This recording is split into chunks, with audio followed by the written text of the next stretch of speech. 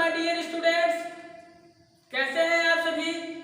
जी हाँ, एक बार फिर से आप सभी का हार्दिक स्वागत है हमारे YouTube channel physics solution with Sumit Tiwari में।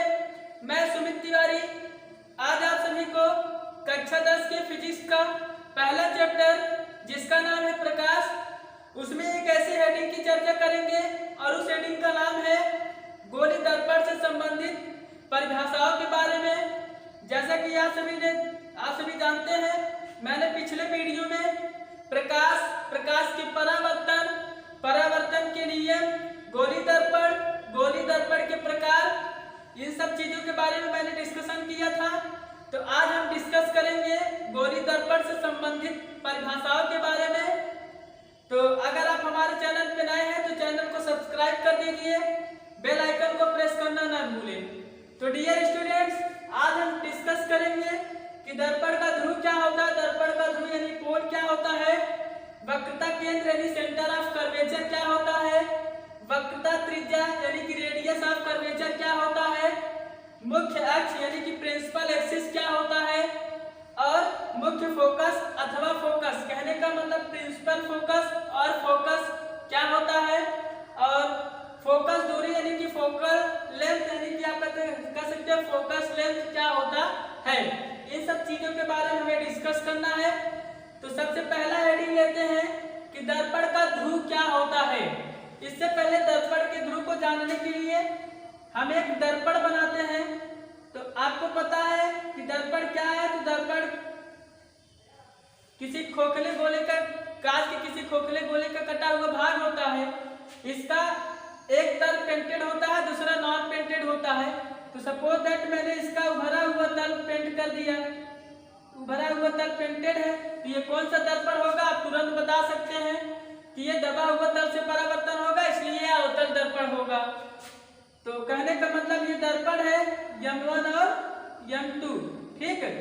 अब हमको ध्रुव की परिभाषा देनी है। ध्रुव क्या है, तो ये दर्पण है ना, दर्पण का जो मध्य बिंदु होगा यानी कि दर्पण का मध्य बिंदु, तो कुछ इसका मध्य बिंदु ये होगा। तो दर्पण का मध्य बिंदु ही दर्पण का ध्रुव यानी कि पोल कहलाता है। इसको हम कैपिटल P से प्रदर्शित करते हैं, यानी कि दर्पण का मध्य बिंदु ही दर्पण का ध्रुव कहलाता है, ठीक है। नेक्स्ट चर्चा करेंगे कि वक्रता केंद्र क्या होता है। वक्रता केंद्र, आप जानते हैं कि वक्रता केंद्र का मतलब होता है कि वक्र का केंद्र। अगर इसी दर्पण को मैं डॉटेड लाइन से ड्रा करूं आगे की ओर, तो कुछ इस प्रकार से हमको एक गोला मिलेगा और जब ये गोला मिलेगा तो इसका कुछ न कुछ केंद्र होगा। तो सपोज दैट ये गोले का केंद्र हुआ, तो गोले का केंद्र ही दर्पण का वक्रता केंद्र कहलाता है। और गोले का केंद्र है, इसको हम सेंटर ऑफ कर्वेचर बोलते हैं, इसलिए इसको हम C से प्रदर्शित करते हैं। किससे? C से, ठीक है। तो ये हो गया गोले का केंद्र, यानी कि इसको हम दर्पण का वक्रता केंद्र भी कहते हैं। अब मैंने इसको इरेज कर दिया।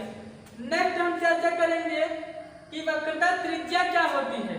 तो स्टूडेंट्स, गोले की त्रिज्या, जो गोले की त्रिज्या होती है, गोले की त्रिज्या ही दर्पण का वक्रता त्रिज्या कहलाता है, ठीक है। अब गोले का त्रिज्या क्या होता है आपको पता होना चाहिए। तो आप जानते हैं कि अगर मैं एक गोला लेता हूं, अगर मैं इसको डॉटेड लाइन से ड्रा करता हूं तो इस प्रकार से बनेगा, और इसका ये कुछ इस प्रकार से अगर यहां से ले जाएंगे तो ये व्यास हो जाएगा, और व्यास का आधा त्रिज्या होगा। तो कहने का मतलब केंद्र और ध्रुव तक की जो दूरी होगी वही वक्रता त्रिज्या कहलाएगा। तो यही क्या होगा, दर्पण का वक्रता त्रिज्या होगा, ठीक है। समझ में आया? जी हाँ। तो आपको बताना है कि गोले का त्रिज्या ही दर्पण का वक्रता त्रिज्या कहलाता है। नेक्स्ट हम चर्चा करेंगे मुख्य अक्ष क्या होता है, प्रिंसिपल एक्सिस क्या होता है। मुख्य अक्ष की परिभाषा में आपको बताना है कि दर्पण के वक्रता केंद्र और ध्रुव से जाने वाली रेखा को, दर्पण के वक्रता केंद्र और ध्रुव से जाने वाली रेखा को, ये इधर से जाएगी, ध्रुव से जाएगी, ध्रुव से होकर जाने वाली रेखा को दर्पण का मुख्य अक्ष कहते हैं। यानी कि ये क्या होता है, ये आपका कहलाता है मुख्य अक्ष। आप इसे कह सकते हैं मुख्य अक्ष, ठीक है। दर्पण के केंद्र और ध्रुव से होकर जाने वाली रेखा को दर्पण का मुख्य अक्ष कहते हैं। नेक्स्ट परिभाषा है मुख्य फोकस अथवा फोकस, यानी कि मुख्य फोकस अथवा फोकस क्या होता है। तो आपको ध्यान से सुनना है कि ये अवतल दर्पण है तो परावर्तन होगा, अवतल दर्पण दबे हुए तल से परावर्तन होगा। तो मुख्य अक्ष यही है मुख्य अक्ष, और मुख्य अक्ष के समांतर जाने वाली प्रकाश की किरण, यानी कि यहाँ क्या होगा, यहाँ से टकराएगी, बिंदु ए पर मान चलो टकराएगी, तो टकराने के पश्चात ऐसे परावर्तित हो जाएगी। ठीक है, दूसरी प्रकाश किरण को अगर मैं इस साइड से लेके जाता हूँ, मुख्य अक्ष के समांतर लेके जाता हूँ, तो यहाँ टकराएगी, माना बिंदु बी पे टकराएगी, ये भी टकराने के पश्चात ऐसे होकर जाती है। ठीक है, नेक्स्ट एक और अगर मैं मुख्य अक्ष के समांतर लेता हूँ प्रकाश की किरण को, तो ये यहाँ टकराएगी और टकराने के पश्चात ऐसे होकर जाएगी कुछ इस प्रकार से। ऐसे एक और प्रकाश किरण को अगर मैं लूंगा तो यहाँ टकराएगी और टकराने के पश्चात ऐसे होकर जाएगी। तो आप कह सकते हैं कि मुख्य अक्ष के समांतर जाने वाली समस्त प्रकाश की किरणें, यानी कि मुख्य अक्ष के समांतर, ये समांतर है ना, तो आप कह सकते हैं कि मुख्य अक्ष के समांतर जाने वाली समस्त प्रकाश की किरणें एक दूसरे को जिस बिंदु पे काटती हैं, एक दूसरे को जिस बिंदु पे काटती हैं, वही उसका मुख्य फोकस या फोकस कहलाता है। इसको फोकस का पहला लेटर एफ होता है, इसलिए हमको इसकी मतलब फोकस को कैपिटल एफ से प्रदर्शित करते हैं। तो फोकस क्या है, तो आप कह सकते हैं मुख्य अक्ष के समांतर जाने वाली समस्त प्रकाश की किरणें एक दूसरे को जिस बिंदु पे काटती हैं, वही उसका मुख्य फोकस कहलाता है। मुख्य फोकस को हम कैपिटल एफ से प्रदर्शित करते हैं। नेक्स्ट आपका है स्टूडेंट्स, फोकस दूरी क्या होता है। अब फोकस दूरी की चर्चा करेंगे। तो आपको पता है मैं एक दर्पण और बनाता हूँ, ये एक दर्पण मैंने बनाया, इस दर्पण का नाम M1 M2 हो गया। ये इसका क्या होगा, ये इसका ध्रुव कैपिटल P होगा, ध्रुव को कैपिटल P से प्रदर्शित करेंगे। ये इसका केंद्र होगा C, और यहाँ फोकस है तो कुछ यहाँ फोकस होगा, फोकस F होगा। ठीक है, मैंने इसको क्या किया, ऐसे मिला दिया। अब फोकस दूरी की परिभाषा देना है, तो फोकस दूरी की परिभाषा समस्त दूरियां, एक चीज ध्यान देना, समस्त दर्पण की समस्त दूरियां दर्पण के ध्रुव से मापी जाती है, ये चीज ध्यान में रखना। ठीक है, दर्पण की समस्त दूरियां दर्पण के ध्रुव से ही मापी जाती है। ठीक है, चाहे जो दूरी हो। तो यहाँ से हम क्या करेंगे, दर्पण की फोकस दूरी हमें बताना है, तो दर्पण के ध्रुव से फोकस तक की दूरी को, मतलब कि दर्पण के ध्रुव से फोकस तक की दूरी को हम फोकस दूरी कहते हैं। क्या कहते हैं, फोकस दूरी। यही है हमारा फोकस दूरी, और फोकस दूरी को हम स्मॉल एफ से प्रदर्शित करते हैं। दर्पण के ध्रुव और फोकस तक की दूरी को दर्पण की फोकस दूरी कहते हैं, इसको हम स्मॉल एफ से प्रदर्शित करते हैं। ठीक है, एक और परिभाषा आता है, एक और हेडिंग आप पढ़ा लीजिएगा, वो है दर्पण का द्वारक। दर्पण का द्वारक इसको इंग्लिश में बोलते हैं aperture, aperture of mirror, aperture of mirror. कहने का मतलब दर्पण का द्वारक क्या होता है।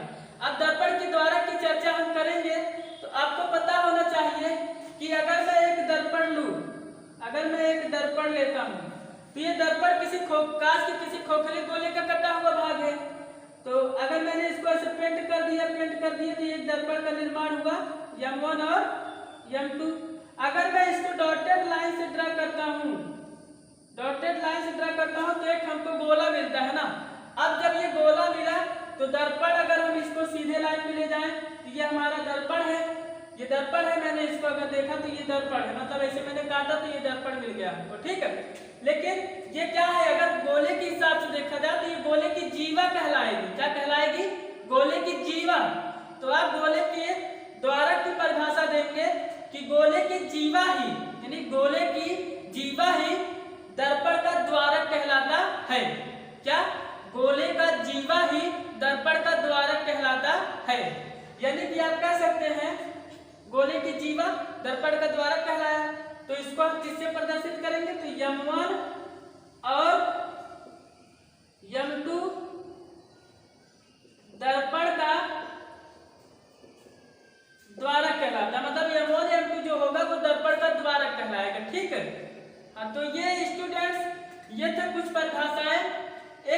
चीज और आप समझ लीजिए कि यह जो मैंने मुख्य अक्ष के समांतर प्रकाश की किरणों को ले गया, तो इसका एक रूल होता है, आप आगे पढ़ेंगे, मैं बता दे रहा हूँ नॉलेज के लिए कि मुख्य अक्ष के समांतर जाने वाली प्रकाश की किरण फोकस से होकर आती है, और इसी प्रकाश किरण को अगर आप फोकस से भेजेंगे तो ये दर्पण से परावर्तन के पश्चात मुख्य अक्ष के समांतर हो जाएगी। ये प्रॉपर्टी होती है।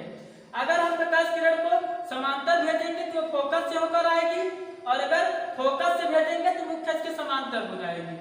ठीक है, तो ये थे गोली दर्पण से संबंधित कुछ परिभाषाओं के बारे में। अगले हेडिंग में हम, अगले टॉपिक में हम पढ़ेंगे कि फोकस दूरी और वक्रता त्रिज्या में क्या संबंध होता है। उसके बाद दर्पण से प्रतिबिंब कैसे बनता है, किसी वस्तु को हम दर्पण के सामने कहाँ रखेंगे तो प्रतिबिंब कहाँ बनेगा, समस्त चीजों के बारे में डिस्कशन करेंगे। तो अगर आपको यह वीडियो अच्छा लगा हो तो अपने दोस्तों के पास जरूर शेयर कीजिए, और अगर आप हमारे चैनल पर नए हैं तो चैनल को सब्सक्राइब कर लीजिए, बेल आइकन को प्रेस करना ना भूलें। बने रहिए हमारे अगले वीडियो के लिए। वीडियो को देखने के लिए धन्यवाद।